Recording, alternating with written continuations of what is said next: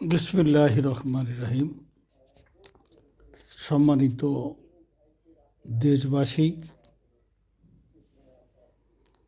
একটি বিষয়ে সকলেরই জানা,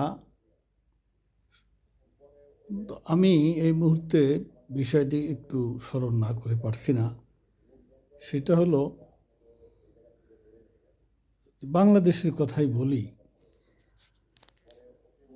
তত সমস্যার সমাধান ছাত্র বিপ্লব, ছাত্র আন্দোলনের মাধ্যমে হয়ে থাকে। পর্যন্ত আমরা যদি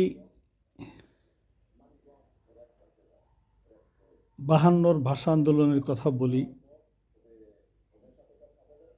66 আন্দোলনের কথা বলি, 69 গণ অভ্যুত্থানের কথা বলি,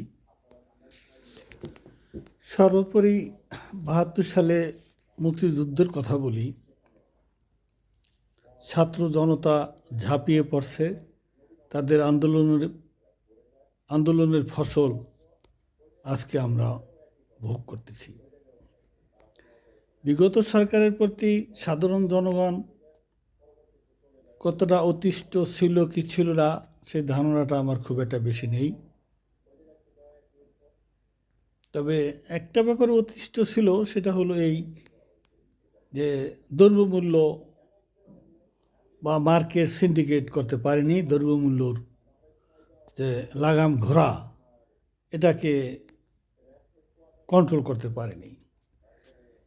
সাধারণ জনগণ ভিতরে ভিতরে যতই ক্ষোভ অসন্তোষ থাকুক, তাদের পক্ষে তো আর কিছু করা সম্ভব না। তবে রাজনৈতিকভাবে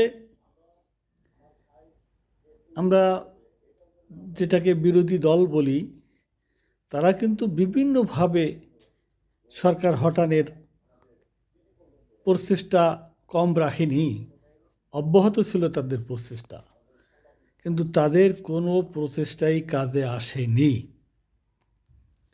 কিন্তু শেষ পর্যন্ত কোটা আন্দোলনের নেতৃত্ব দিয়েছিল সেই সময় নুরুল হক নুরু। এই কোটা আন্দোলনের নেতৃত্ব দিতে গিয়া সে চোখে পড়ল, সে হয়ে গেল ডাকসুর ভিপি। আজকে সে দেশের একজন উল্লেখযোগ্য রাজনীতিবিদ।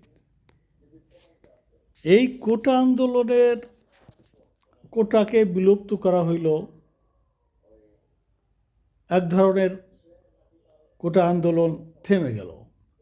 কিন্তু আবার কে বা কারা কোন ষড়যন্ত্র করে এই কোটাকে বহাল রাখার জন্য হাইকোর্টে রিট পিটিশন করেছিল।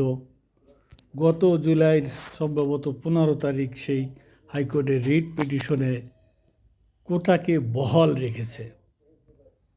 কোটাকে যখন বহাল রেখেছে, তখন এই ছাত্র আন্দোলন আবার ফুলে ফেঁপে উঠল, গর্জে উঠল। আমরা মাঠে দেখেছি শুধু ছাত্র, স্কুল কলেজ বিশ্ববিদ্যালয়ের ছাত্র, আর বিপক্ষে দেখেছি police, RAB, BDR, BJP, Awami League, Chhatra League এবং যুবলীগ এবং আওয়ামী লীগের যত অঙ্গ সংগঠন আছে, সব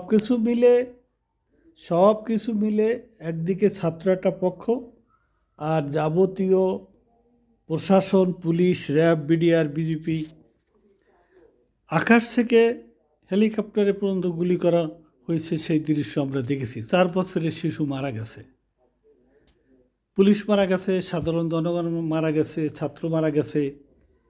এত মৃত্যুর পরও কখনো কারো টনক নড়েনি যে আমরা সঠিক পথে আসি। জোর জুলুম করে ছাত্র আন্দোলনকে নস্যাৎ করবেই। কিন্তু শেষ পর্যন্ত কি হলো? শেষ পর্যন্ত পালিয়ে যেতে হলো। এইভাবে একটা দেশকে, দলকে কার হাতে দিয়ে এইভাবে চলে গেল। কি হলো? অন্তর্বর্তীকালীন সরকার দেশের দায়িত্বভার গ্রহণ করলো। কিন্তু অন্তর্বর্তীকালীন সরকারের পক্ষে কি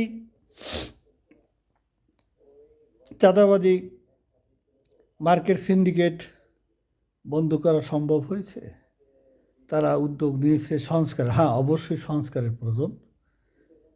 আর যাই হোক, এখন সাধারণ জনগণের একটা দাবি যে সংস্কার হবে আগে, অপরাধীদের বিচার হবে, তারপরে ইলেকশন হবে।